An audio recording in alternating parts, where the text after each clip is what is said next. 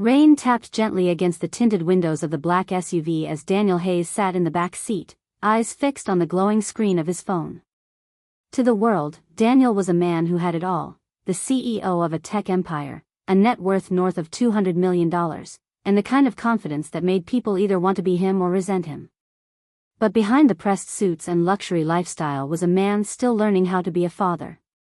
His wife, Anna, had passed away 3 years ago, leaving him with their only child, 7-year-old Sophie.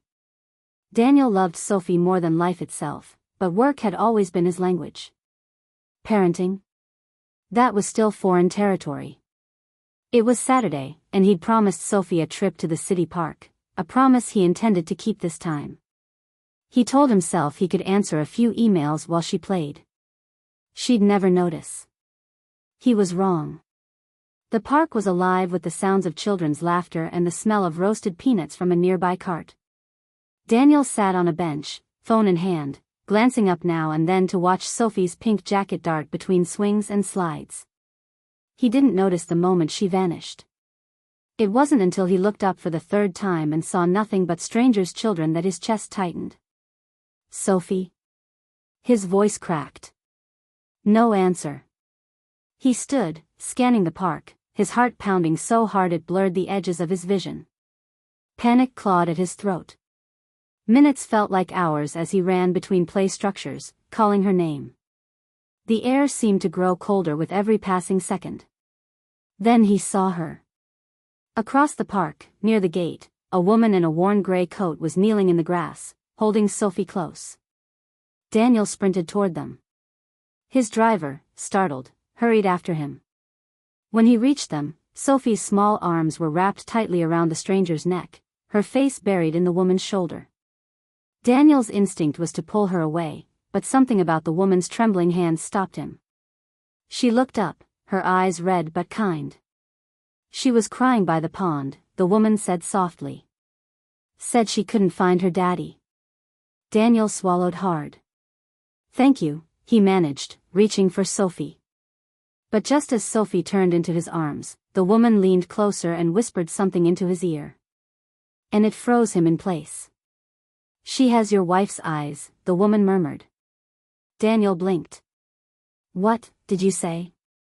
The woman stepped back, her gaze distant. "I knew Anna," she said. "Years ago, before either of you were married. She helped me when I was at my lowest. She probably never told you."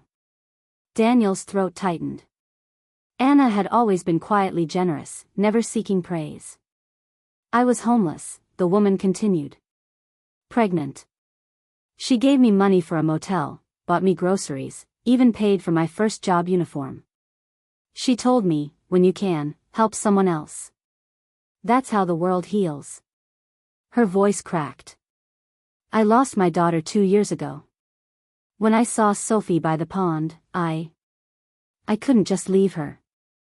Daniel stood frozen, the world narrowing to the woman's tear-streaked face and the memory of Anna's smile.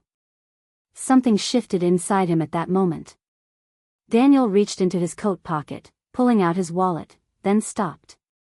Money felt inadequate, almost insulting. Instead, he asked, "Do you have a place to stay now?" The woman hesitated, then shook her head. "Shelter's full most nights. I manage." Daniel turned to his driver. "Clear my schedule. The rest of the day belongs to them." He took Sophie's hand and the woman's arm. "Come with us," he said. "We're going to fix that." That evening, in a warm diner booth, Sophie colored on napkins while Daniel listened to the woman. Her name was Claire. Tell her story.